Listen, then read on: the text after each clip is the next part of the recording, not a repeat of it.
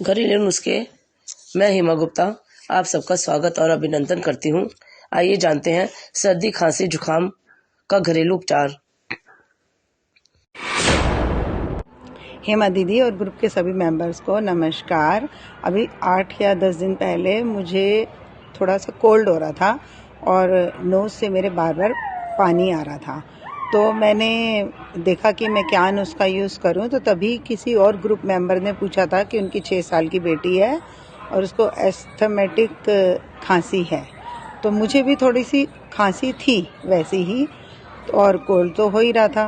Cold का भी नुस्खा दीदी ने बताया था, तो मैंने वही नुस्खा यूज़ किया। दिन तक मैंने लगातार लिया, दिन में 3 बार वो नुस्खा लिया 2 दिन तक, और मुझे फिर मतलब 2 दिन लेने के बाद ही उससे बहुत अच्छा आराम हो गया। दीदी आपका बहुत बहुत धन्यवाद।